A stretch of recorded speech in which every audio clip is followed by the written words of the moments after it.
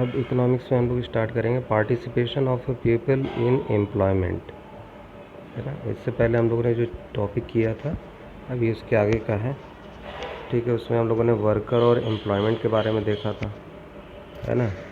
अब हम लोग जो देखेंगे वो ये देखेंगे कि participation of A people in employment की कौन कौन से पीपल का कितना कितना पार्टिसिपेशन एम्प्लॉयमेंट में है। Worker population ratio is an indicator which is used for analysing the employment situation in the country. Worker population ratio हमें ये बताता है कि कितने क्या सिचुएशन चल रही है एम्प्लॉयमेंट की कंट्री में। So this ratio is useful in knowing the proportion of a population that is actively contributing to the production of goods and services of a country। यही रेशियो में बताता है कि ये जो पॉपुलेशन है, पॉपुलेशन का कितना पार्ट गुड्स और सर्विसेज को क्या कर रहा है, प्रोड्यूस कर रहा है। If the ratio is higher, अगर रेशियो ज़्यादा है तो it means that the engagement of a people is a greater, कि तब हमें ये पता चलेगा कि जो पीपल हैं वो ज़्यादा से ज़्यादा एम्प्लॉयमेंट में इंगेज हो चुके हैं। और if the ratio of country is medium, अगर रेशियो मीडियम होता है या फिर लो होता है तो इसका ये मतलब हुआ कि जो it means that very high proportion of its population is not involve directly in economic activities. इसका मतलब ये हो गया कि ज़्यादा से ज़्यादा पॉपुलेशन जो है वो इन्वॉल्व नहीं है इकोनॉमिक एक्टिविटीज़ में directly. You might have already studied in lower classes the meaning of term population। आपने पहले भी पढ़ रखा होगा कि पॉपुलेशन क्या होता है। तो population is defined as the total number of people who reside in a particular locality at a particular point of time. Population वो है जो एक पर्टिकुलर पॉइंट ऑफ टाइम पे एक पर्टिकुलर सोसाइटी में क्या कहते हैं, रहती है। और if you want to know the worker population ratio for India, अगर आप ये वर्कर पॉपुलेशन रेशियो जानना चाहते हैं कि इंडिया में क्या है, तो डिवाइड दी कैसे पता चलेगा, ये याद रख लेना, ये फार्मूला याद कर लेना, यहीं पे काम की चीज़ मिल रही है।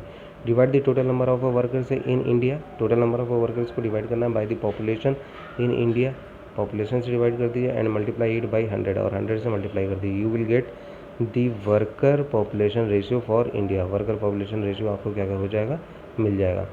If you look at table 7.1, table 7.1 अगर आप देखेंगे तो आपको कुछ मिलेगा। आप टेबल 7.1 देख लीजिए एक बार, मैं दिखा दे रहा हूँ। मेन क्या है, वर्कर पॉपुलेशन रेशियो दिखा रहा है, देखो मेन टोटल है 54.4, वीमेन 21.9। अब जो रूरल एरियाज़ के हैं वो 54.3 है और अर्बन एरियाज़ के 54.6। ऐसे ही वीमेन को देखो 24.8 और 14.7। ये रेशियोज दिया हुआ है, ठीक है, कि रूरल एरिया का और अर्बन एरिया का कितना कितना कंट्रीब्यूशन है। तो अब यहाँ पे हम लोग देखते हैं, फिर से अपने पॉइंट पे आते हैं। If you look at table 7.1, it shows the different levels of participation of people in economic activities. Economic activities में डिफरेंट लेवल ऑफ जो पीपल का पार्टिसिपेशन है वो शो करता है। For every 100% about 39 are workers in India. 39 जो है उसमें वर्कर्स हैं। और in urban areas the proportion is about 36, where as in rural India the ratio is about 40। Urban area में 36 है, रूरल एरियाज में 40 है। Why is there such a difference, तो ऐसा क्यों है, इतना डिफरेंस क्यों है। People in rural areas have limited resources to earn a higher income and participate more in the employment market। ऐसा इसलिए है क्योंकि जो रूरल एरियाज़ के जो पीपल हैं उनके पास लिमिटेड रिसोर्सेज हैं हायर इनकम करने के, इसीलिए वो क्या करते हैं, ज़्यादा से ज़्यादा पार्टिसिपेट करते हैं एम्प्लॉयमेंट मार्केट में। Many do not go to school, अब आपको भी ये पता है कि ज़्यादातर तो उसमें स्कूल ही नहीं जाते, कॉलेजेस नहीं जाते एंड अदर ट्रेनिंग इंस्टीट्यूशन नहीं जाते। Even if some go they discontinue in the middle to join the work force. और कभी कभी तो ऐसा होता है कि कुछ इसमें जाते भी हैं तो फिर वो मिडिल कोर्स में दे डिसकंटिन्यू, मिडिल कोर्स में यानी कि बीच में ही वो छोड़ के चले जाते हैं, यानी कि ट्रेनिंग भी बीच में छोड़ दिया, पढ़ाई भी छोड़ दिया, कॉलेजेस भी छोड़ दिया, ये सब। Where as in urban areas a considerable section is able to study in various educational institutions. और जबकि अर्बन एरिया में होता है कि कंसिडरेबल सेक्शंस जो है वो एजुकेशनल इंस्टीट्यूशन में इन्वॉल्व होता है। Urban people have a variety of employment opportunities. Urban people की जो है वैरायटी ऑफ अपॉर्चुनिटीज़ होती हैं उनके पास, ठीक है। They look for the appropriate job to suit their qualifications and skills. वो अप्रोप्रिएट जॉब में वो क्या करते हैं, सूट करते हैं पूरी अच्छी तरीके से, क्योंकि उनके पास क्वालिफिकेशन होता है, स्किल्स होता है। In rural areas people can not stay at home as their economic condition may not allow them to do so. और रूरल एरियाज में आप जानते हैं कि ज़्यादातर अपने गांव में वगैरह में सेट नहीं हो सकते, अपने घरों में सेट नहीं रह नहीं सकते, क्योंकि उनकी इकोनॉमिक कंडीशन उनको अलाउ नहीं करती कि आप वहाँ पे सेट होइए। Compared to females more males are found to be working.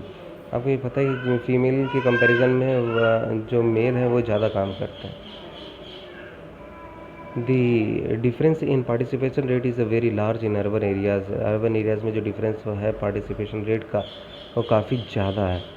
For every 100 urban females only about 15 are engaged in some economic activities. यानी कि जो शहरों में जो फीमेल्स हैं हर 100 में देखा जाए तो फिर 15 ही सिर्फ और सिर्फ इकोनॉमिक एक्टिविटीज़ में इंगेज में, जबकि रूरल एरियाज़ में हर 100 पर देखा जाए तो 25 वीमेन क्या करती हैं, एम्प्लॉयमेंट मार्केट में काम करती हैं, यानी कि जॉब के लिए जाती हैं। Why are women in general and urban women in particular not working. कि जो जनरल या अर्बन एरियाज़ की हैं वो पर्टिकुलरली काम नहीं कर रही हैं। तो it is common to find that where men are able to earn high incomes families discourage female members from taking up jobs। ऐसा इसीलिए होता है कि आप जानती हैं ज़्यादातर फीमेल्स को डिस्करेज किया जाता है जॉब करने के लिए, है ना। तो और दूसरी बात है कि मेन जो है वो ज़्यादा से ज़्यादा पैसा कमाने में एबल होते हैं। Going back to what has already been mentioned above, देखा जाए कि हमने क्या पहले ही मेंशन करा हुआ है इसमें इस किताब में। Many activities for the household engaged in by women are not recognised as a productive work. ज़्यादा से ज़्यादा काम जो कि वो इंगेज हैं, काम करती हैं, वो प्रोडक्टिव वर्क में काउंट ही नहीं होता वीमेन जो काम करती हैं। This narrow definition of work leads to non recognition of women's work and therefore to the underestimation of the number of women workers in the country। इसी वजह से क्या होता है कि वीमेन का जो वर्क है वो अंडर एस्टिमेट कर दिया जाता है। ठीक है। Think of the women actively engaged in many activities within the house and at family farms who are not paid for such work। आपने देखा है, सोचिए आप कि जो वीमेन है वो ज़्यादातर जो काम घरों में कर रही है, खेतों में कर रही हैं, वो उनको पेड वर्कर के रूप में उनको माने नहीं जाता कि उनका पेमेंट भी होता है, काम तो कर रही है ना वो। As they certainly contribute to the maintenance of the household and farms, वो काफ़ी कुछ कंट्रीब्यूट करती हैं हाउस होल्ड के लिए, फार्म्स के लिए। Do you think that their number should be added to the number of women workers? क्या उनके नंबर को भी हमें ऐड करना चाहिए? आप ऐसा सोचते हैं कुछ? ये आप सोचिए, ये सोचने के लिए है, आप खुद सोचिए इसको बैठ के कि क्या उनका जोड़ना चाहिए। वो सब जो घर का काम कर रही हैं, फार्म का काम कर रही हैं, तो उनको भी हमें क्या एज अ वीमेन वर्कर उनको ट्रीट करना चाहिए, ये सारी चीज़ें। अब self employment and hired worker के बारे में हम लोग समझेंगे। अभी तक हम लोगों ने जो समझा वो हम लोगों ने सेल्फ एम्प्लॉयमेंट, वहाँ पे कोई बात नहीं थी, सिर्फ और सिर्फ रोज़गार वगैरह की बात थी। यहाँ पे सेल्फ एम्प्लॉयमेंट में अब हम लोग देखेंगे कि self employment and hired workers के बारे में। ठीक है, तो ये हम लोग नेक्स्ट लेक्चर में देखेंगे। इससे पहले अभी मैं एक बार इसको शॉर्ट फॉर्म में बता देता हूँ आप लोगों को कि इसमें हम लोगों ने जो समझा वो हम लोगों ने ये समझा कि वर्कर्स मेन एंड वीमेन का क्या रोल है, क्या पार्टिसिपेशन है एम्प्लॉयमेंट में।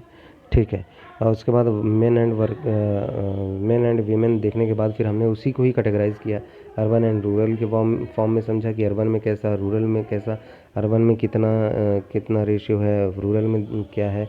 आप ये जानते हैं कि अर्बन में क्या है, ज़्यादा से ज़्यादा वीमेन काम नहीं करती, बल्कि जो रूरल एरिया है वहाँ पे वीमेन काम करती है, तो उसमें लेकिन उसको काउंट नहीं किया जाता कि वर्कर वीमेन में उसको काउंट नहीं किया जाता। जबकि इधर क्या है कि वर्कर वीमेन जो शहर में लेडीज़ काम करती हैं उसको हम लोग वर्कर वीमेन में काउंट करते हैं। तो ये सारी चीज़ें हैं, ये एक बार आप फिर से पढ़िए, देखिए बहुत सिंपल वे में थोड़ा थोड़ा पढ़ते चलिए, आप आराम से बहुत अच्छा स्कोर करेंगे। अभी कल रिज़ल्ट भी आया है काफ़ी बच्चों का, है ना। तो आप लोगों को पता चला ही होगा, किसी ने कुछ आपको झूठ भी बताया होगा, कुछ स्टूडेंट्स ने सच भी बताया होगा, तो सारी चीज़ें हो रही होंगी, है ना। सच झूठ चल रहा होगा कि हमारा इतना आ गया, हमारा उतना आ गया। ठीक है, क्योंकि मिक्स चलता है हिसाब किताब, है ना। तो कोई बात नहीं, आप अपना देखिए कि आपका क्या आने वाला है, क्योंकि आप काफ़ी लकी हैं कि आपके लिए 30% तो रिड्यूस कर दिया गया सिलेबस ही। और उधर से थोड़ा अनलकी हैं कि आपके टाइम पे ही कोरोना आ गया है, जो ऐसी महामारी है ना। तो थोड़ा सा यहाँ पे आपको बचना है और अपने शरीर से खिलवाड़ नहीं करना, बचना है, बच के चलना है और पढ़ते रहना है। पढ़ते रहिए एकदम मस्त। तो एक एक टॉपिक निकालते जाइए, याद करते जाइए, शॉर्ट नोट्स बना लीजिए। ये एनसीईआरटी है तो इसमें से ज़्यादातर आपकी चीज़ें फंसेंगी। आप कोशिश कीजिए कि इसको आप कवर कीजिए। और अगर आपको संदीप गर्ग की किताब मिलती है तो संदीप गर्ग भी ले सकते हैं, क्योंकि वो भी एनसीईआरटी पर काफ़ी अच्छा उन्होंने समराइज़ कर दिया। एनसीईआरटी को ही लिखा हुआ है, बस उन्होंने थोड़ा पॉइंट में डाल दिया। ठीक है, आई होप ये सब आपको समझ में आया होगा। आप लोग अपनी मेहनत करते रहिए, लगे रहिए। Thank you so much.